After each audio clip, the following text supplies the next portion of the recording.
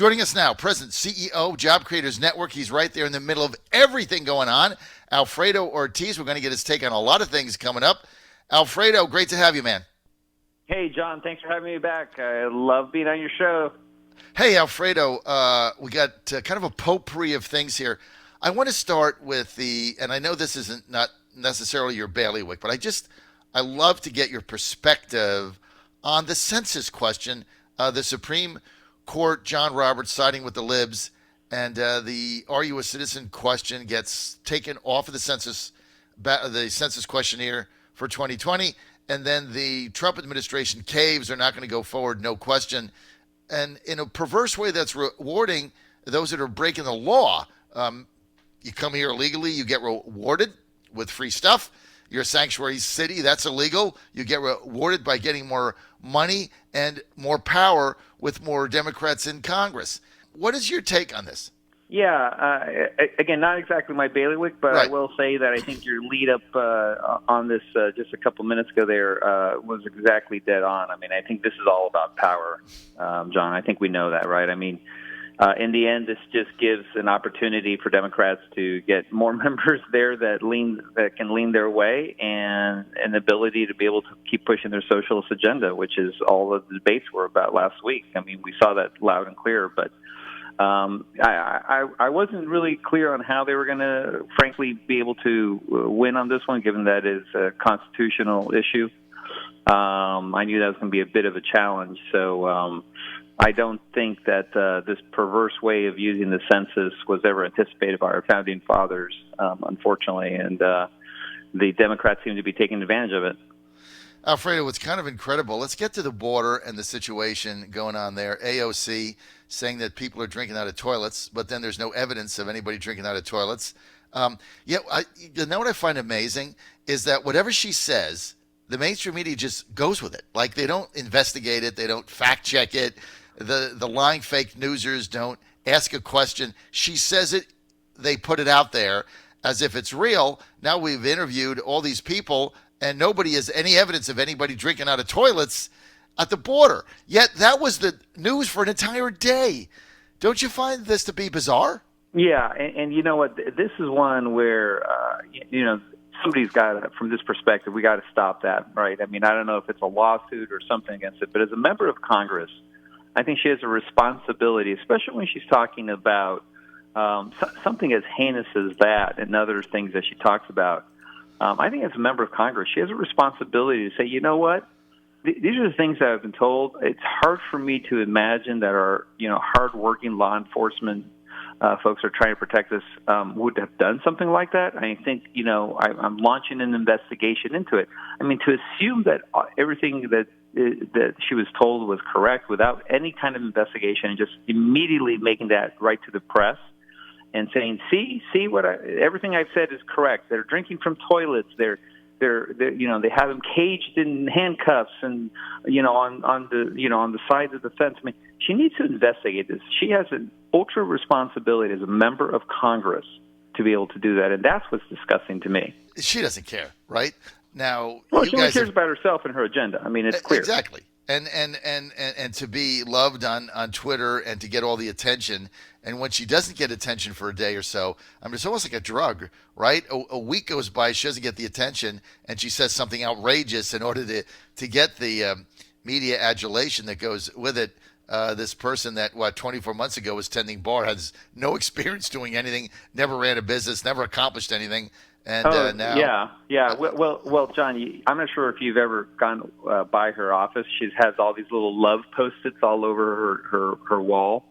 I'm curious to see if she would allow the "I don't love you" Post-its also, right? I mean, it's just this, she loves the adoration, she loves being in the spotlight, and she loves just saying things that are just whack, as she calls them. Whack.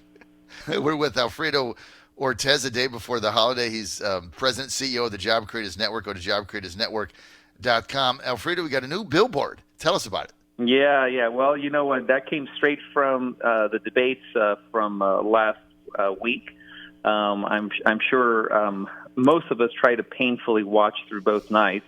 I know I had to, and I watched all of them. But we did see some pretty famous moments, especially when they were asked point blank, are you going to basically take away the private insurance of almost 200 million Americans in this country because of, your idea of, your healthcare idea? And, of course, the hands went up, especially my three favorite socialists, so to speak, Warren, Bernie Sanders, and Kamala Harris. And so we decided to highlight that on the billboard and just kind of make a little bit of fun of that and kind of saying, hey, who's going to be taking away that kind of insurance? And it's like, ooh, I am. I mean, isn't this a reversal now where you've got 220 million people on, both private insurance, but also you've got teachers, you've got union workers that like their insurance. They've worked hard to get that insurance. It's through private funding.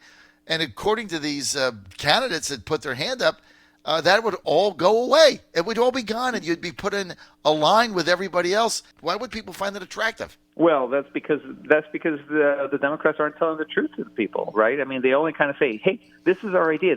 Don't you want this? Don't you want all this for free? Don't you want this? And, of course, people are like, well, yeah, with no other context around it, the context being, oh, and by the way, we're going to take away any of your private insurance, and we're going to raise taxes. Because when finally pressed to answer the question, Bernie Sanders said, yes, I will raise the taxes on the middle class to pay for this. He goes, oh, but your premiums will go down. Right, so we're going to raise taxes on basically every single American, and the government gets to take more money in, and supposedly it's going to be a wash because the premiums are going to come down enough to offset all that. We know what happens from that perspective. They will just continue taking and taking and taking. And again, this actually drives exactly to our campaign, John, which right now we're right in the middle of, which is socialism takes, capitalism creates.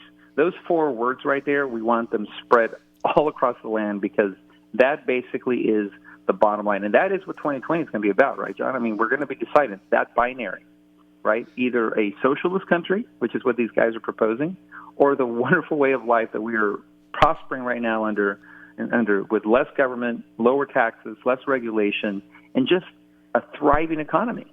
Alfredo, we're with Alfredo Ortiz, President, CEO, Job Creators Network, coining the phrase, capitalism creates, socialism takes.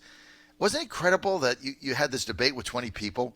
And somebody asked me, because I was there, both of us were there in Miami. I was there live for that. And somebody asked me, well, who's a big winner after 2 days? Who do you think was a big winner? And my answer was Karl Marx. He was a big winner. It's incredible that 20 people on the stage, and except for one guy, John Delaney, an obscure congressman from Maryland, who, by the way, got hissed when he said that he started businesses.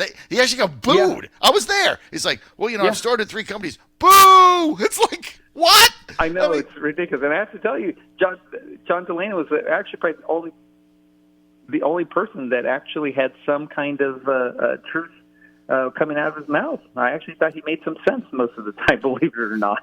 But, I mean, can you imagine get 20 people running for president and basically every one of them spouting some sort of a socialist country agenda? I mean, it was mind-boggling to me how far left they've gone, and they're falling all over themselves, raising hands. It was almost like, to me, the question when everybody raised their hand was like, okay, who up here would like to ensure that they lose the election in 2020? Everybody puts their hand up. I mean, that's basically what it was. I mean, some of the proposals were, this is basically turning the United States into a socialistic country when at a time when the economy is booming. This is what I fail to see.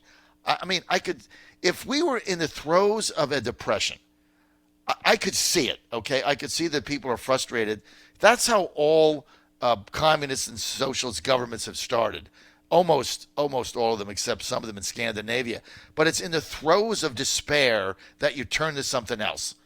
We have this booming economy. If I could interrupt for 2 seconds, you're absolutely right. But this is what the Democrats are trying to portray and paint the economy that we're currently in, right? That we're in the middle of despair and depression. I mean, not a single one of them acknowledged the fact that we have record low unemployment in this country amongst every demographic group, not only overall, but every single one, Black, Hispanic, Asian. I mean, you name it. I mean, the lowest unemployment since 1969, since man walked the moon. I mean, we have growing wage growth, especially non-supervisory, kind of the blue-collar workers. It's been the strongest it's been in decades. I mean, this is the inconvenient truth, quite frankly, that they don't want to talk about, that they walk away from, and they're painting a picture of the economy that is just false. Again, it's false narratives. Again, it's the typical Democrat playbook, right? Just when they don't have anything that they want that works to their advantage and works to their agenda, they just start making crap up. It was an incredible 2 days. I don't see how if you're in Middle America and you watched those debates, I don't see how you're going to sit there and say, okay, let me get this straight. They're going to take my health insurance away. 220 million people gone. Doesn't matter if I'm a union worker, school teacher, executive, or just worker at a Walmart, whatever it is, I got insurance. They're taking it away. And then I'm going to have to stand in line. And then, but they're going to give free health care to people that are here illegally. Okay, I get that. You have to take care of them. But then they're going to open up the borders and have no restrictions on coming here illegally. So it acts as an incentive to get more illegal people into the country, to get more health care, which then expands the wait time for everybody. How is this an agenda to get votes? Yeah, no, it's amazing, John. And you watch. They're going to start thinking of ways of basically saying, because you bring up the unions, because the unions are going to be impacted by this as well. They big technically time. Wouldn't be allowed, right?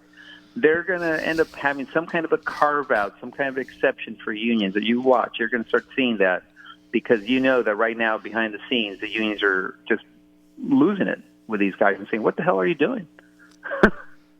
I mean, one of the biggest attractions of joining a union, and whether it's compulsory or it's by will, depending on whether you're in a right to work state like Virginia. Like, I'm a union guy, and I believe that if I was a pipe fitter in Virginia, I would join the pipe fitters union, but I want to do that on my own. I don't want to be compulsed to do that. So that's why I believe in right to work and unions. They're not mutually exclusive. But the biggest incentive they have to get you to join and pay your dues is the health care they offer. That's the biggest incentive. That's why you join the union. Now, they want to take that away. People have not even looked at this. So why would I join a union in a right to work state if I'm going to be dumped into Medicare expansion with the other 350 million Americans? Now, what is the incentive of joining that union? That big hook goes way down, and their membership is going to fall in half. I mean, they have not thought any of this through, Alfredo. What happens now? Where do you think the Democrats are going with this? Well, they're going to keep on pushing this agenda. I mean, it's all about socialized health care, dramatically higher taxes, and vastly expanded government intervention. I mean, that's their three-legged stool, and they're just going to keep on pushing this because they just believe that they have planted enough, bad information out on the American public that the American public's going to believe it. And we've got to, we need folks like you to really push your message out, to help us push our message out, and others that believe in this, because it's a smaller opportunity, right? Because the liberal media is right behind these guys, and so we have to work against not only the candidates but against the liberal media. So we've got a big challenge, John. I tell you what. You say capitalism creates, socialism takes. Right now, the Democratic Socialists, which is what they are, they want to take away health care for 220 million Americans that are happy with it. Just take it away, make it illegal. You can't have it, and you're going to have to go to the back of the line behind the illegals that they're incenting to come in so they can get more votes and power. I mean, you can't make this up. If I were to make this up and put it into a movie, it would get rejected. It would be put on The Onion. I mean, it's just unbelievable what they've done. Thank you, Alfredo. Hey, go to jobcreatorsnetwork.com, jobcreatorsnetwork.com. Alfredo Ortiz, the president and CEO. It's like the little engine that could. They're making a huge impact across America. They're right there in the center and the middle of every big thing that goes on. Jobcreatorsnetwork.com. Alfredo, thanks for being with us. Have a great July 4th holiday weekend with your family. Absolutely. You do the same. Thanks, John.